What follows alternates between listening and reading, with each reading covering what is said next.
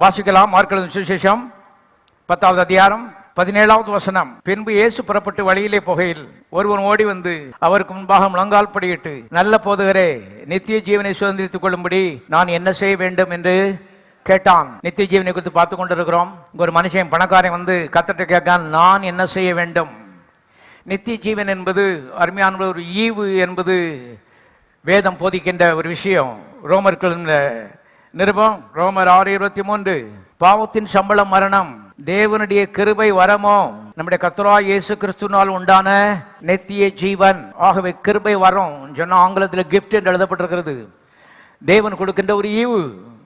கவனிங்கள், இந்த ஈவு இயேசு என்கிற ரூபத்திலே இந்த பூலோகத்துக்கு 2000 ஆண்டு முன்பாக வந்தது. ஆகவே தான் யோவான் 3:16 விதமாய் சொல்கிறது. வாசிக்கலாம். யோவான் சுவிசேஷம் 3வது அதிகாரம் 16வது வசனம். தேவன் தம்முடைய ஒரே பேரான குமாரனை விசுவாசிக்கும் எவனோ அவன் கெட்டு போகாமல் நித்திய ஜீவனை அடையும்படிக்கு இயேசுவை தந்தருளி இவ்வளவாய் உலகத்தில் என்ன செய்தார்? அன்பு கூர்ந்தார். ஆகவே இயேசு இந்த ரூபத்திலே நித்திய ஜீவன் பரலோகத்திலிருந்து பூலோகத்துக்கு வந்தது என்பதை தெரிந்து கொள்ளுங்கள்.